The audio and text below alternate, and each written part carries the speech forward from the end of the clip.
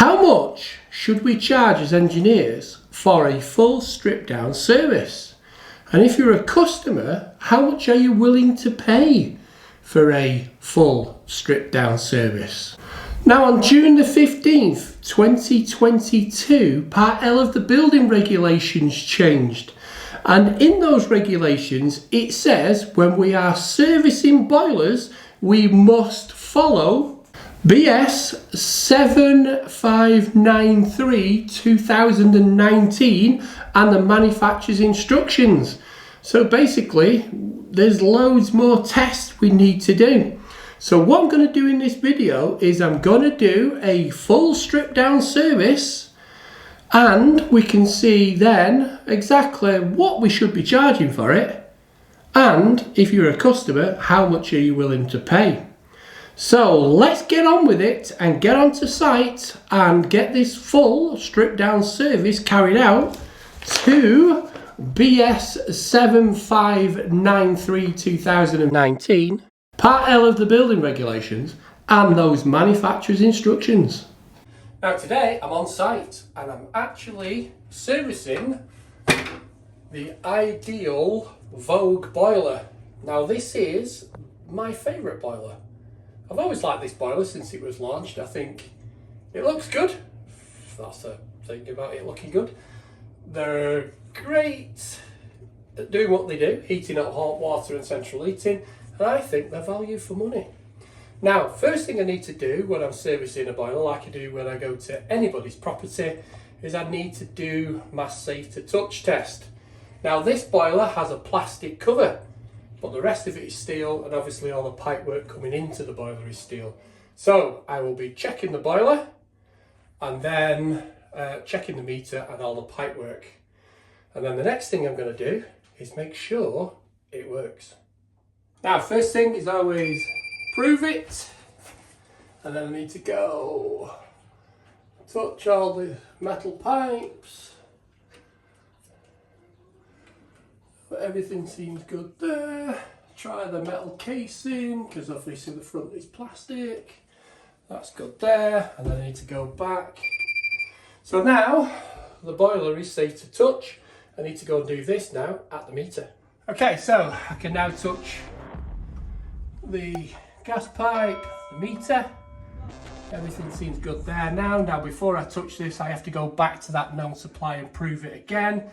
But while I'm here, I can do my visual inspection. It's a smart meter. But I'll show you how to get onto this for gas rating. Now, earth bonding, there isn't any. Not here anyway. And there is no tamper screws on there. But gas ECV falls to off, so that's okay. Anaconda, it's a bit stretched, but it's alright. It is sealed. Got some warnings on here. That's probably because there's no earth bonding, or it looks like there's no earth bonding. So that's the faults I've found on the meter so far. But I need to get back to do this and prove it again, and then we can start doing some tests. So let's test this boiler works. First of all, let's turn the hot tap on. Make sure it comes on. That's working. Now try the heating. So let's just basically turn it higher than the room temperature is now, and it should bring the boiler on in the heating mode. So the heating works. So everything works on this boiler. Now one of the things we've got to test now on a service is water quality. So I've got my turbidity tube, and I'm just going to fill up the turbidity tube with some central heating water.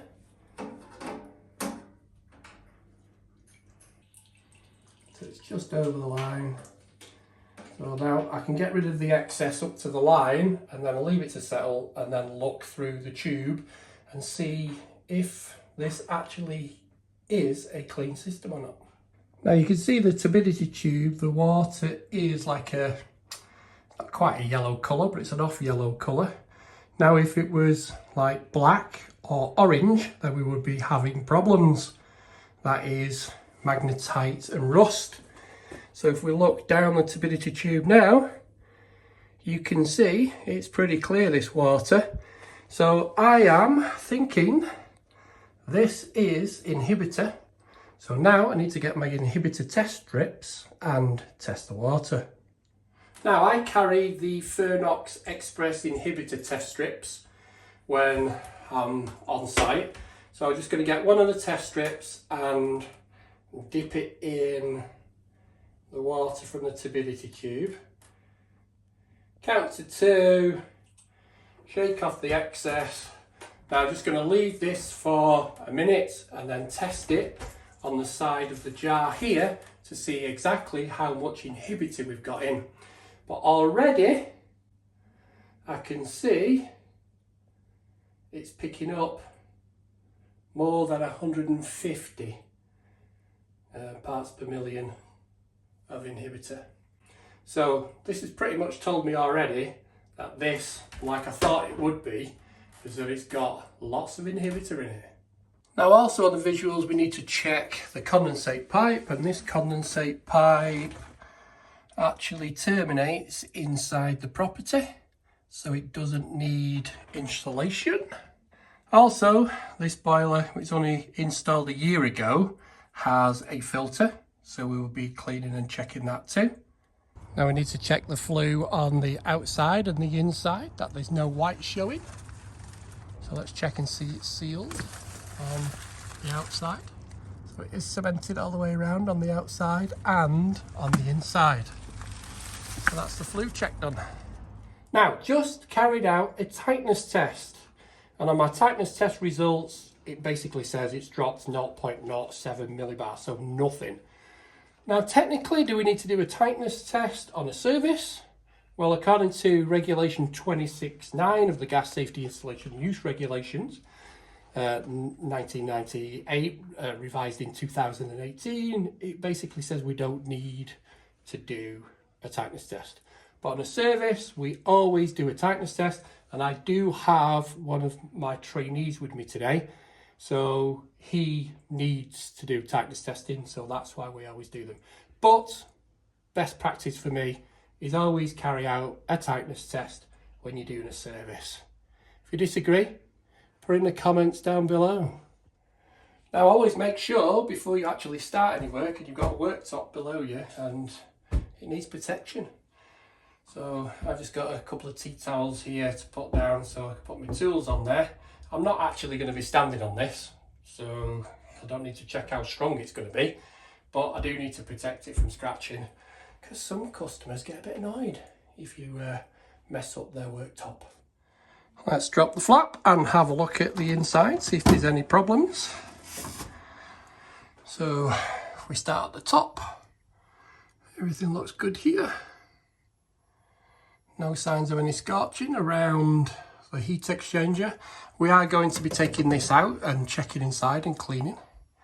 We come down to the water set. Ooh, that's a bit minging looking, so that needs cleaning out. Check for any leaks down the bottom here, which there doesn't seem to be. Now, this is the blanking plate and the little plug which has been left behind by the installer, because this has a halo on the front, so if anything happens to the halo you can actually bypass it until it gets sorted out. So that's always a good idea if you are installing a halo. Stick your bits inside there so the customer's always got them. So visual looks good. First thing we got to do, because we don't really want to be working on this when it's red hot, which it isn't at the moment because we've only just tested whether it works or not, we need to get these 4 nuts undone and take this cover off.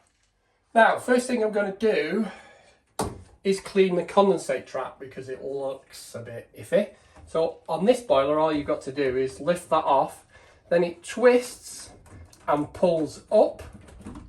Now you don't want to shake it, because if you do, it could actually empty all the water in there, because it's quite close to actually working, because this works on siphonic action. pretty much like a toilet does.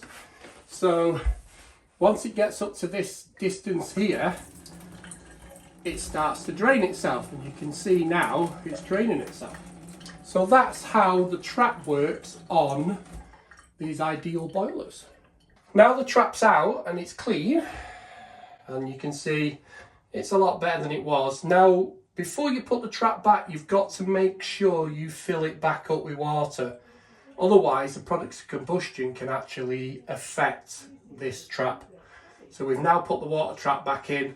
I've now let the siphon work, so that's the level it goes to once the siphon works. So when I put it back in, hopefully I don't spill water all over the place. But that's ready now for going back in. Next, isolate the gas supply under the boiler. So now the trap's out of the way, I can get at all the bits I need to get at to be able to remove this heat engine. So first thing I'm going to do is take the clip off the gas. So there's just a rubber O-ring in here, and it goes back the way it comes out, so that way. Now I can disconnect the two connections on the fan, so that one and that one. Now up to the heat engine we've got 3 connections we need to get off, so we need to get off flame rectification and ignition. So that's the ignition, that's flame rectification. And then the one what's always a pain in the backside to get off is the earth wire. They always seem to be tight. Ooh, that come off, that was all right. And then we've just got these 4 nuts to get off. So just use my 10mm Weir ratchet and take off the nuts. Now there's a seal inside here, and the seal will only need to be replaced if there is any signs of damage on it. Now when I take the nuts off or put them back on, I don't know whether this is because of my commercial background, I always go diagonally so you're not twisting the door of the heat engine.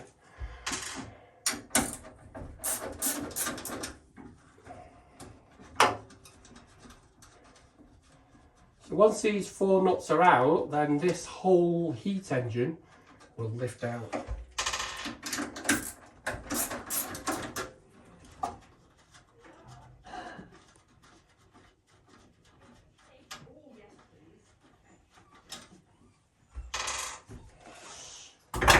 So slightly pull it forward so it's off the studs, and then lift it off the gas valve, and then the whole heat engine comes out. So you can see there's 2 seals on here, like a rubber one and then like a glass fibre one, and then we can just have a visual check and make sure it's okay. And then this is our ignition probe, which looks in really good condition. A little bit of rust on the end which we can get rid of with a file, and then this is our flame rectification probe, which again is in really good nick. Now try not to touch the burner because you don't want your greasy fingers all over that, but that looks in pretty good nick. But I think the heat exchanger is going to need a little bit of cleaning out. Now you can see there is a little bit of debris in there, not a lot, so a quick wipe round with a clean rag and a quick flush through with the water, but we have to make sure we put the trap back on, otherwise we flood down the bottom there. So yeah, that looks okay. I'm sure a wipe will clean all that mess up. Now you can't use anything abrasive in here, and you can use a vinegar and water mix to be able to clean this heat exchanger up, but it doesn't really need that. It's a year old and it looks in pretty good condition. Now I've got one of these little cleaning tools for in the middle of the waterways. This was supplied by a different boiler manufacturer, but they work brilliantly. So so this basically, you go in between the different waterways of the heat exchanger. So it's just a matter of going around each individual one and making sure you can get this little tool all the way around.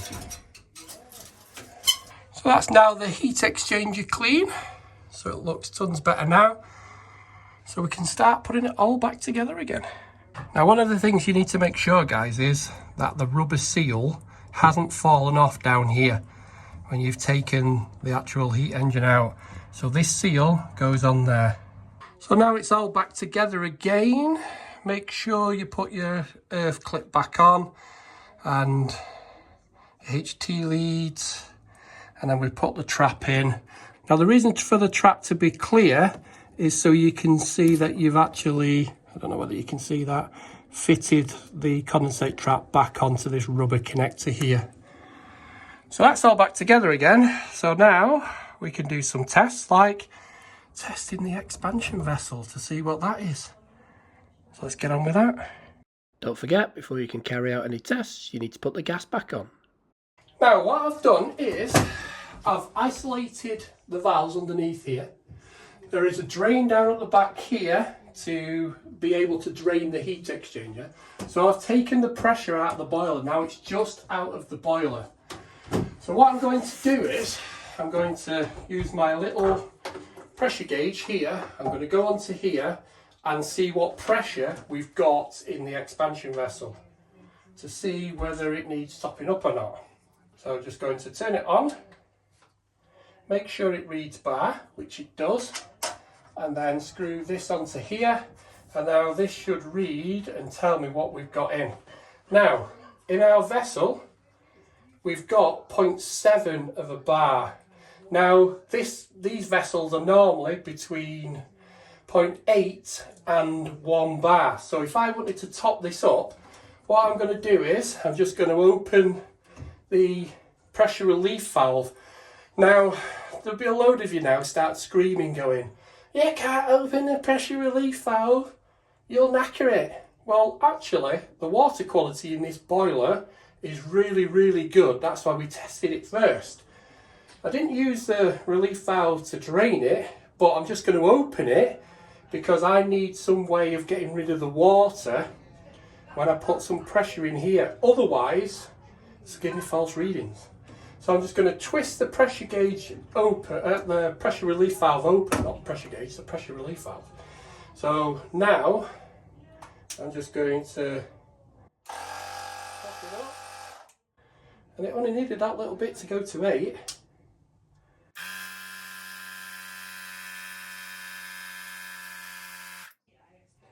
Now I've taken it to 0.9 of a bar, so when I do take this off, I might lose a little bit. So that's how you test how much pressure is in an expansion vessel.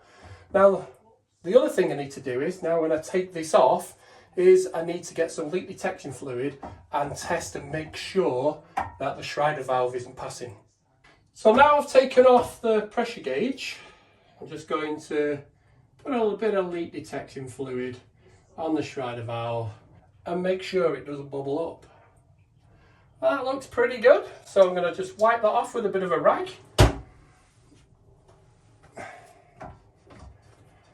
And put the dust cap back on. So that's the expansion vessel checked, and the heat exchanger cleaned, and the condensate trap cleaned out as well. So now we can get it back up and running, fill it back up with the filler loop, which is built in on this appliance, and we're going to put it to just over 1 bar, and then we can get it running. Now we've got the boiler up and running. So the first test I did was a standing pressure, which was 23.89 millibars. Now I'm just doing working pressure now, so I've got the hot tap running, we're on working pressure at the meter, and I've got 20 point, it's flickering between 20.49 and 20.6. Now, because I haven't allowed any air into this system when I did the tightness test, because I never went lower than the 7 millibars, I didn't have to purge. But if I'd had allowed air into the system, then I would need to have purged, but I didn't. But for this meter, I would have had to have purged 10 decimeters cubed or 0.01 meters cubed at either the furthest away from the appliance or the most easiest, which would have been the hob. But we will be getting the hob up and running because, according to IGEM G11 Appendix 5, we have encountered a hob while we've been servicing this boiler, because I keep passing it all the time. So I have to do some visual checks on that, and I'll show you those later. That's basically what we've got. We've got 20.5, 20.6 working pressure at the meter, and when we do the test at the inlet now, we're only allowed a maximum of a 1 millibar drop from this pressure. Now, as always, once you have removed your test equipment from your test nipple, I've put the test nipple back in, I've tightened it up using my LDF, my leak detection fluid, and making sure it is not leaking. Now I need to get a rag again and wipe off the excess, but that is looking tickety-boo. While I'm still at the meter, what I'm going to do is I'm going to gas rate on the hot water and central heating. Now, because this has got like the telephone keypad, what I need to do is press the 9 3 times. So when I press it the 3rd time, the trainee's going to start the stopwatch. I'm going to give him the readings and he's going to start the stopwatch at the same time. Then we're going to time it for 2 minutes and then take the second reading. 1, 2, go. And the test volume is 0.5368. But I don't need the 8 at the end, because it's given me to 4 decimal places. I only need 3. So that's my first reading. So we need to time it for 2 minutes now. And then when it gets close to the 2 minutes, I will go 1, 2, and then on the 2 minutes, I will press the 9 again, and it will give me my second reading. So our next test after is 0.6047. So that's bang on 2 minutes. Now it's time to gas rate central heating. So we've got central heating on. So I've got to kind of like do the buttons and press the stopwatch. So 1, 2, 3, and the test is 0.7707. So I'm just going to wait 2 minutes again.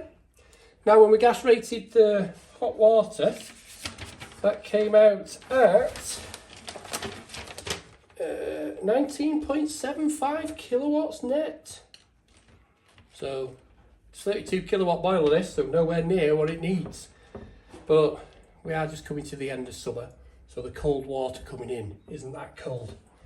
So anyway, I need to concentrate on this, stop waffling to you, and look at this. So well, now we've got 0.8535. All I've got to do now is work out what that comes out at. Now we've worked out the gas rate for the central heating, and it comes out at 24.05. So that's gas rating the heating and hot water. Now, no wonder this boiler isn't doing much on the hot water. We do have a big flow rate of, it's around about 16 litres a minute, but our temperature, our cold water temperature, is 16.5 degrees centigrade. So it doesn't have to heat much up. Now, cold water now shouldn't go over 25 degrees according to the water regs and the building regs. For some reason it's 20 degrees. So that's why we got a very, very low gas rate on the hot water. Now, I've got a TPI SP620 connected into the inlet of the gas. We're now doing working pressure at the appliance for the hot water. We've got the hot tap on full. So we had 19.75 working at the meter, and we've got 19.42 working at the appliance. So there's nothing wrong with the pipe sizing on that. It's delivering exactly what we need. So that's working pressure at the appliance with the hot tap on. We'll now have to do the same with the heating. Now we've got the heating running. We've got 19, it's going between 18.9 to 19.6, and we had 19.9 when we were working at the meter. So it's there or thereabouts for the central heating. Now the bit I hate, getting the screw back in. Now you've got to make sure the little O-ring is still on there, and you can't turn the gas off unless you go to the meter, so I'm not going to do that. I've got my doors and windows are open, so I'm ventilating the place. So I've got to be quick, he says.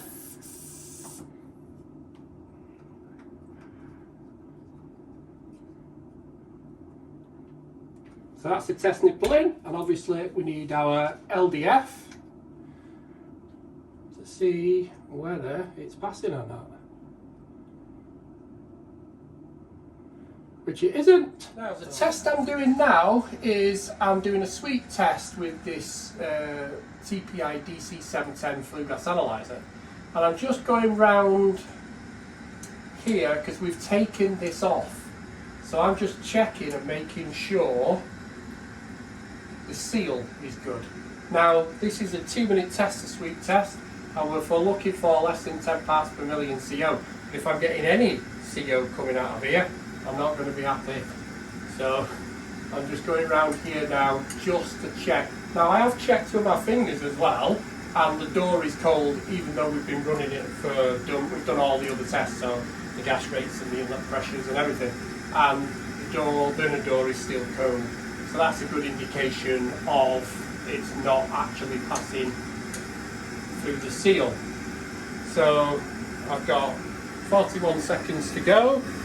I've got nothing on the screen, so I've got no CO whatsoever coming out of here. So it's looking good so far. Just going to the end now. We've now completed. We've done our 2 minutes. We've got no CO whatsoever. So there's nothing wrong with the gasket. There's nothing wrong with the seal in this burner. What we're going to do now is we're going to put this boiler into maximum and minimum, and it's incredibly easy on this boiler. So all we need to do is press these two M buttons together, and it takes us into the menu. Then we need to scroll down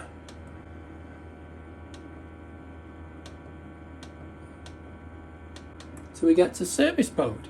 Okay, then we press select. Now it tells us minimum central heating rate, maximum central heating rate, maximum domestic hot water rate. So we're going to put it in minimum central heating rate first. So first of all, I need to get the analyzer into here. So I need to get this off. Place that down at the bottom, not on the top of the boiler, because you might not see it. I need to set this depth gauge for about 150 mil, and then need to slide that into there. Okay, and now I can put it into service mode and then check it all on my app. Right, so we're on maximum rate now. We've got a stable reading. We've got 131 parts per million of CO. We've got 9% of CO2. We've got a ratio of 0.0014. So everything's looking pretty good on this one.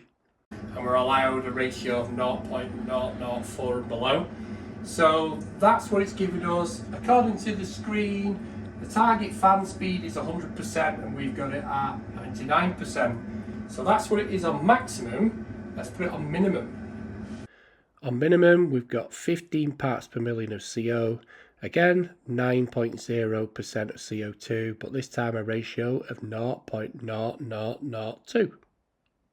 That's what we've got now. It's saying there fan target on minimum is 18% and we're on an actual of 18%. So that's what we've got on our minimum setting.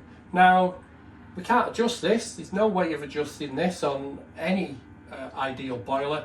But, and now according to IGEM G11, you should not adjust a zero governor for any reason unless you have spoken to the manufacturer of the boiler and they have given you permission to adjust the zero governor. Now obviously you might have to adjust the zero governor if you're converting a boiler from natural gas to LPG or LPG to natural gas, but a lot of the boilers now you get conversion kits or they come as LPG. So nothing we can do about it. That's what we're getting. So that's what we need to write down. So now we're doing flue integrity testing. So on minimum, we've got 3 parts per million with no carbon dioxide with 20.9% oxygen. And on maximum, we've got no CO, we've got no CO2, so we've got no ratio, and we've got 20.9% oxygen again. Now, next thing is I'm going to try the safety devices and see if this boiler actually locks out if we've got no gas. So I'm going to turn the hot tap on, wait till it fires up, and then I'm just going to turn off the gas valve underneath the boiler to isolate the gas going in. It should then sense there's no gas and it should go to a fault code. So the burner is on, turn off the gas, the burner's gone off, it's gone straight away flame loss, and it says contact installer.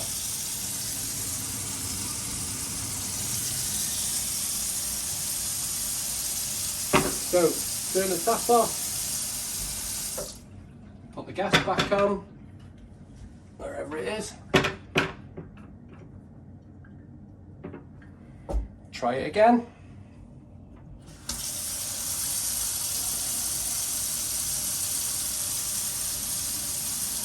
And it's back on. So, flame rectification works on this boiler. That's all we needed to do. So it even shows you on the app that we've had a flame loss with an FT fault. Now, the last test we've got to do is the sweep test around the casing, because we've had the casing off.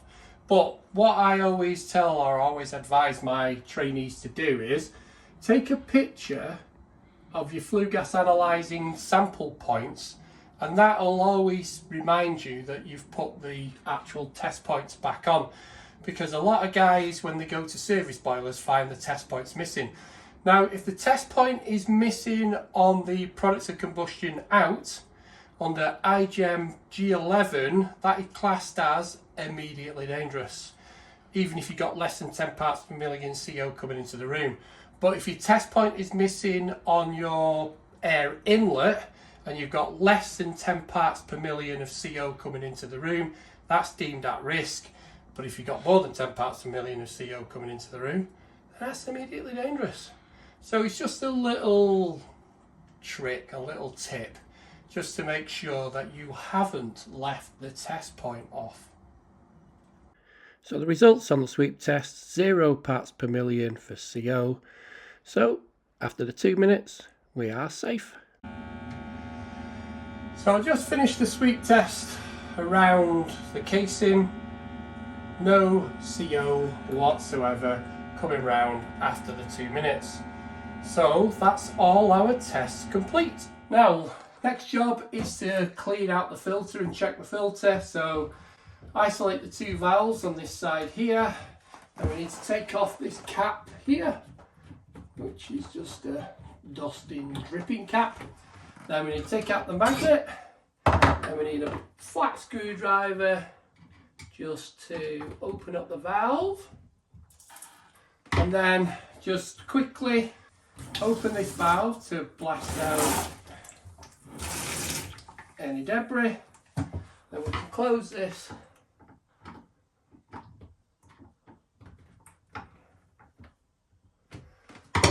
and then open these back up, put back in the magnet, and then top up if we need to. Now, while I'm having my brew, for the end now, we've finished, but the last thing we need to do according to IGEM G11 Appendix 5 is check any appliances we've encountered. Now, I haven't let any air into the system, but I'm still going to check the flame picture and do some visual checks on this hob. So, first thing, have we got any signs of scorching? Well, this is marble, so this is non-combustible material. We have got a watt burner at the back. The hob is... Now, this is one of the things what annoys me with kitchens. They tell us we need a 50mm gap either side, but they make things like extractors as 600, the same as the hob, or 500 or whatever, where really they should be another 100mm longer to give us the distance away from burning. So as long as we're more than 450, which we are, I'm just going to check underneath and make sure there's no scorching or burning under here. There isn't, there's nothing. So there's no signs of scorching, no signs of burning on this hob. If we did have scorching or burning, that would be at risk. So I'm just going to check it. So small ring works, turn it to minimum, that still works. So that one's okay. Onto the wok burner, down to minimum, that works. Back right, works, looks good, stays on. Front right, that works. So, safety devices. I'm going to check the safety devices. Now, as you could see, these have got thermoelectric devices in. Now, I seem to have a load of discussions on social media about checking thermoelectric devices. Guys, there's two ways of checking thermoelectric devices. One where we can blow them out and time how long it takes to knock off the gas coming out. Or you can do it the really crap way, where you can turn them off using the knob and then time and test how long you can hear the click going out. Now, when you're blowing them out, you are simulating it happening in real life. And they have to knock off within 60 seconds. Now, this room is well ventilated, we've had the doors open, we've got the windows open, there's no chance of us blowing the kitchen up. So I can blow these out, and I prefer to blow them out because, one, I'm old school, and two, I am simulating what would happen in real life to see if the thermoelectric device actually does close. So if I was to do this one here, I turn it on full rate, I get my stopwatch ready, I blow it out, I can hear the gas coming out. That was just under 5 seconds, and I can hear it's actually shut off. There's no gas coming out. So if you think what I have just done is dangerous, I can't really say on social media what I think you are, because it let 5 seconds of gas out. Now, if I turn it on and then I turn it off, and now I start timing for the click, do I actually know it's turned off? Now, some of you will go, oh, well, you know it's turned off because it's made the click. So that's the other test. I don't like doing that test because we've actually got appliances in the centre. If you turn, and that's why they're in the centre, if you turn them off, you hear the click and you think it's fine. But actually, if you blow it out, it isn't fine because there's no washer on the actual thermoelectric device. It just continues to put gas out. So they are the two ways. So don't get on at me in the comments down the bottom, I'm dangerous, because I'm not dangerous, because I know how gas works. I've ventilated the building. I've told the customer that they might smell a bit of gas, because trust me, this customer runs a mile when they smell gas. So in my eyes, it's impossible for me to blow up. And if it doesn't knock off within the 60 seconds, just turn the gas off and deem it immediately dangerous because it hasn't turned off. If I just turn the knob off, I don't know whether it's going to turn off or not. Anyway, I'm just waffling now. So the place is well ventilated. I've got the front door open, which is blowing a gale through to the kitchen.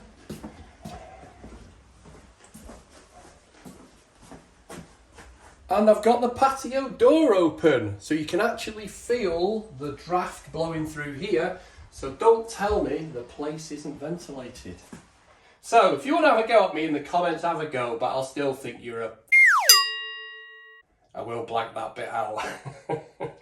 Anyway, so I'm going to test all the others now and make sure they turn off. Now, also what I'm going to do is I'm going to turn this smallest hob on. I'm going to turn it down to minimum, and I'm going to turn the hot water on and see if it affects the safe operation of this hob.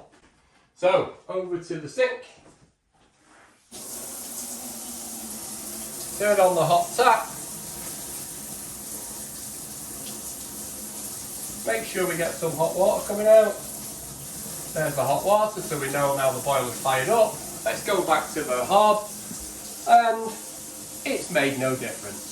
So we know this boiler is not affecting the safe operation of any of the appliances. So that is the completion of the service of this ideal Vogue boiler.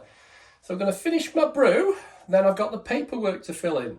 So I'm going to issue a service sheet to the customer, and also I'm going to write in the back of the manufacturer's instructions where the benchmark is for the servicing, and fill all that in as well. I'm also going to tape the little test strip I did before. I'm going to sellotape that also to the manufacturer's instructions. And I've also sent the customer the screenshot of the app, so they've got all that as well. So that is servicing this boiler and complying to the manufacturer's instructions. So this boiler will have a warranty. So if anything happens to this boiler, and if Ideal Engineer comes around and goes, I'm not repairing it because you've not had it serviced, the customer has got all the information they require to say, well, actually, I have. So, hopefully you've liked the video. Hopefully I like this coffee. And I'll catch you on the next one. Cheers.